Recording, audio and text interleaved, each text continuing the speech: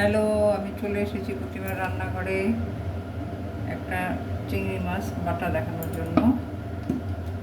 চিংড়ি মাছ বাটা করবো।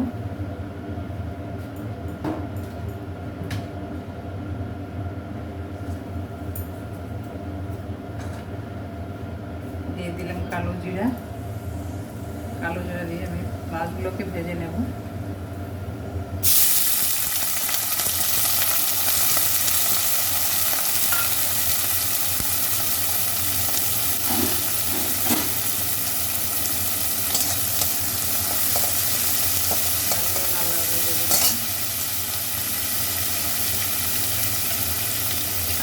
দিয়ে দেবো।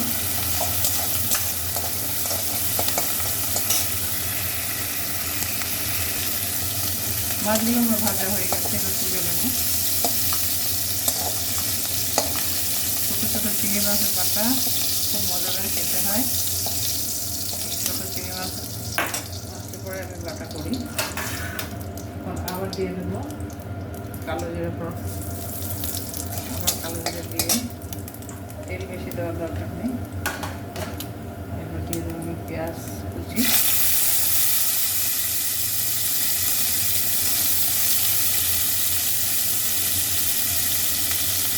গাছের ছোটো ছোটো কাঁচা লঙ্কা,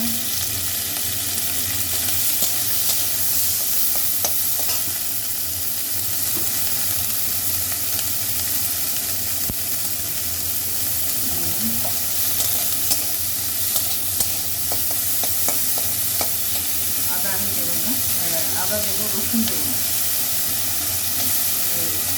চিংড়ি মাছ বাটাতে রসুন দরকার হয় না, চিংড়ি মাছের গন্ধটাই চলে যায়।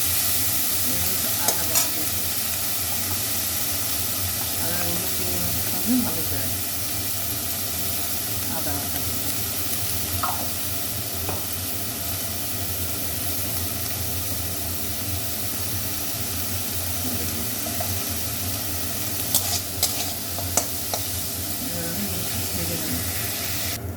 এবার আমি দিয়ে দেবো 4-5টা মতো গোলমরিচ দিলে, যেহেতু চিংড়ি মাছ অনেকে খেতে প্রবলেম হতে পারে, গোলমরিচটা দিয়ে দিলে পেটের কোনো প্রবলেম হবে না।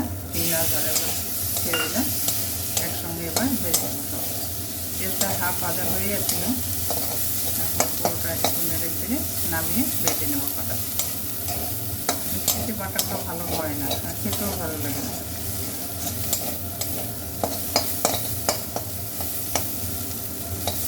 ছোটো ছোটো চিংড়ি মাছ আসলে সে উপরে মাথা লোমগুলো ছাড়িয়ে নেবেন, নাহলে কিন্তু পেটের প্রবলেম হবে। মাছটা ছোটো ছোটো মাছ পুরোটা ছাড়ানো যাবে না, মাথাটা ফেলে দেবেন। সুন্দরভাবে আমি বেছে নিয়েছি।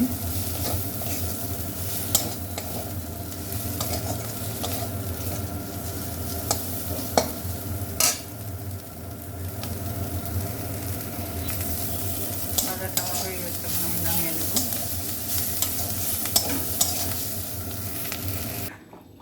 বাটাটা আমার হয়ে গেছে, দেখুন কি সুন্দর চিংড়ি মাছ বাটা। ভাজা মাছ কয়েকটা উপরে দিয়ে দিয়েছি, খেতেও ভালোবাসে বাড়িতে সবাই, খেয়ে নেবে। আর বন্ধুরা কি বলবো, আর লাইক কমেন্ট করবেন, বেশি বেশি শেয়ার করবেন, তাহলে আমি উপকৃত হব। ঠিক আছে, আসি, নমস্কার।